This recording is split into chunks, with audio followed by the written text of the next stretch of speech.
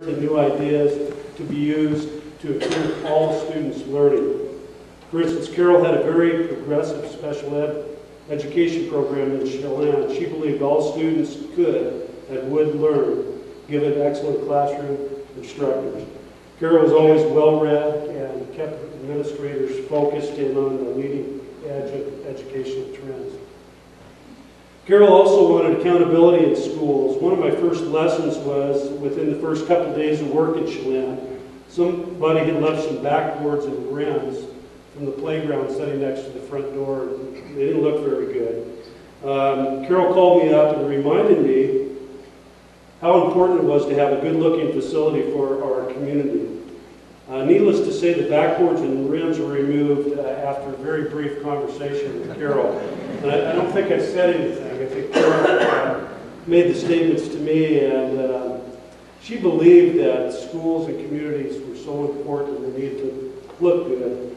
And I believe that fire she had helped her in her work with the State Commission on Student Learning, which I really believe changed the face of education in the state of Washington. And she was a big part of that. Carol also had a great sense of humor, and she always had that twinkle in her eye. She understood the pulse of the community and how to improve facilities for students in the Chelan community. When she came to Chelan, the facilities were in desperate need of repair.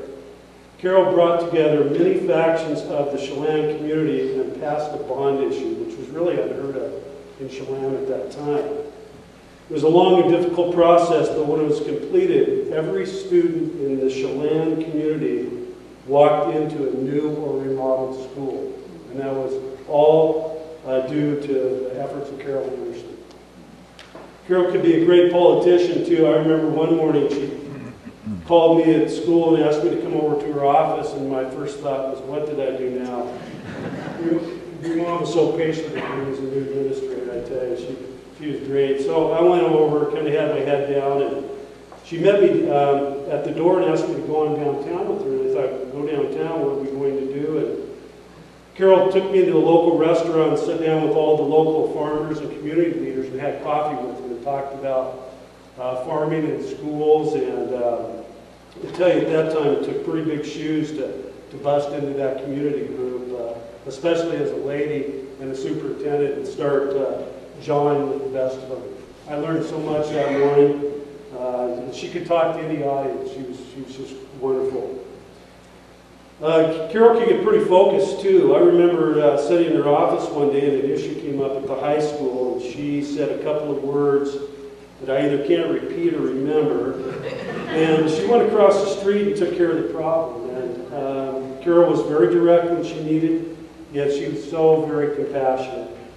And Carol enjoyed having fun also. One night after a really long, tough school board meeting, she gathered all the administrators together and said, we're going to the Eagles. And I thought, being new to Chelan, is there a concert or something? And well, come to find out, it was a local watering hole. So we went down there and just really had a nice evening talking about school and education, and Carol could relax and have fun too when the time came. Also want to thank Don for all his support over the years with Carol.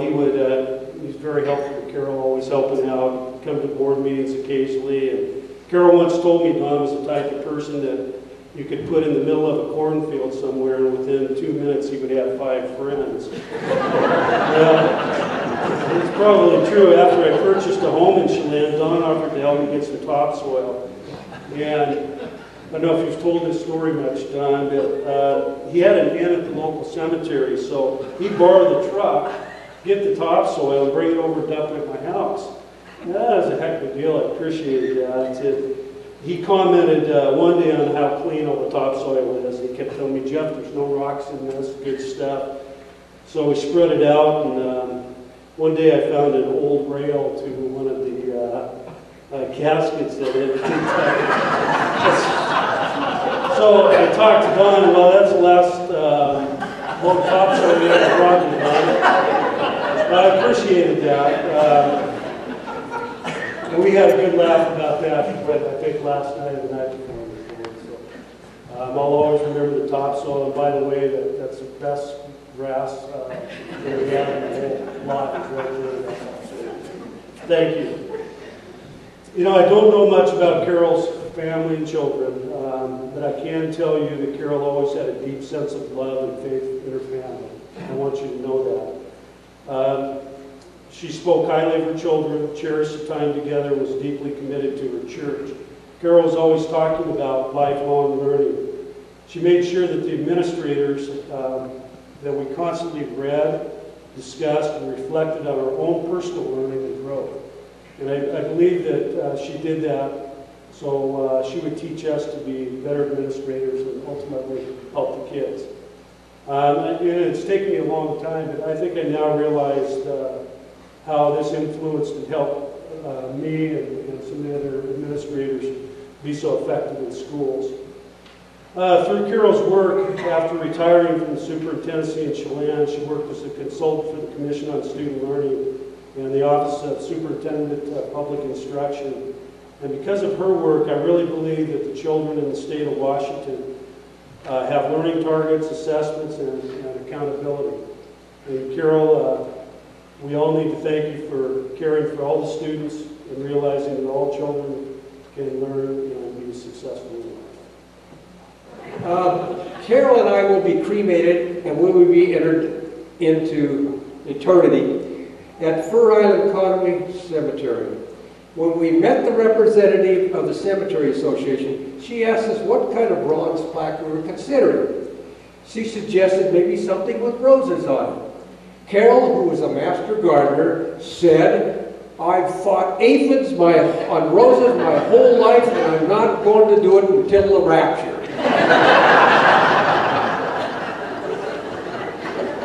This is my chance to be a stand-up comic, my only one. You're a captive audience. All right, in a scene from a Mary Tyler Moore TV show, Ed Asner, who's a character actor, who played the part of the station manager, is having a confrontation with Mary Tyler Moore. He finally admits defeat when he tells her, "You've got spunk." There's a pause, and then he says, "I hate spunk." Carol and I taught together at Kent Junior. Wait a minute, before I can get into that, I've got another story about the family. Carol's dad had to run away to go to school because Carol's grandmother didn't believe in education beyond high school. Her dad ran away to get formal education. He became a civil engineer. He worked in the highway department in the state of Nebraska. And about in the early 1940s, just the beginning of World War II, Carol's grandparents came out here and they worked as custodians at one of the plants in Boeing.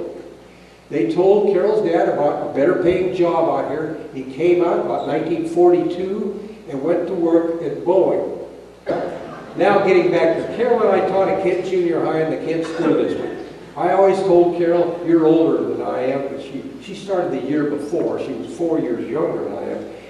But we both had third period prep period in our teaching schedule. It took a little effort on my part, quite a bit of effort, to find out where she did her studying and preparation. The time I spent in that same room, my mind wasn't really concentrated on preparation. I know the junior high principal noticed that.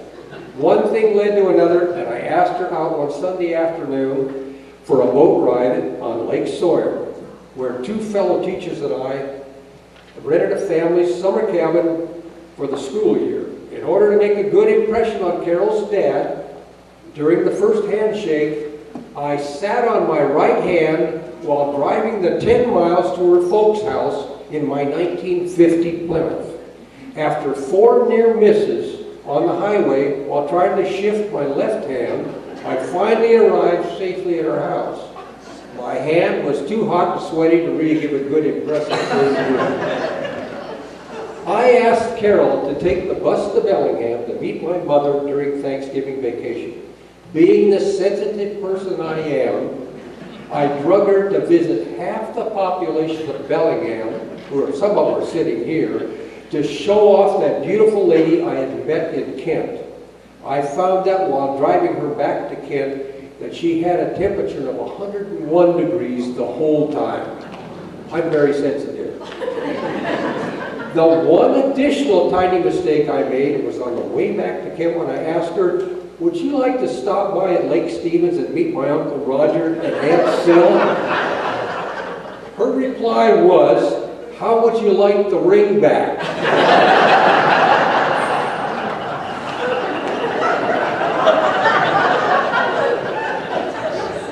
Carol and I taught in separate buildings. The main method of communication before text messages was by written note on a sheet of paper, folded in half and stapled at the top. This was usually eagerly carried by an enthusiastic 7th grade boy who would arrive at my classroom door grinning like a Chelsea cat. One note I received I know was read by somebody else because when I looked at it, I counted 37 staples all the way around the outside of the note. We were married in April 1962 during spring break. This gave the students fits, as Carol's maiden name was Holmes. Many times after our spring vacation, I was called Mr. Holmes. Our whole honeymoon was a really exciting affair. You guys would think this is going to be R-rated. Anyway, we spent one night in Everett, the next night at Capilano Canyon in North Vancouver. The third day found us at Harrison Hot Springs, sitting on a log on the beach, eating Spam sandwiches on Hollywood bread and drinking applesauce for lunch. We couldn't afford a room. Lynette will back me up on this. The fourth day found us raking rocks and putting in the lawn in front of the little house we had purchased. I hooked a rope to the wheelbarrow so Carol could pull while I pushed and would dump the rock. Carol taught for 3.5 years before taking time out to raise a family. You know, what we ended up doing, we drew out her teacher retirement and used that to purchase an 1.5 acre lot in Kent. With the birth of our firstborn, I'm talking now about the birth of our firstborn. This is Dana. In order to induce the baby, now she's a math teacher, remember, Carol measured the length of the hallway in our little house and found it to be 18 feet in length. She was so proudly, she called me, she says, I've completed 147 round trips down the hall, which made it exactly 1 mile, and it worked. A second son was born with less trouble. We soon outgrew our little house and built a second house on 1.25 acres in Kent. Since we lived in the woods, I thought I was a logger. I felled a large dead tree, a little off target, with the result of crushing Carol's nurtured Cedrus deodora. She solved this by getting in the truck and purchasing one twice as big and twice as expensive.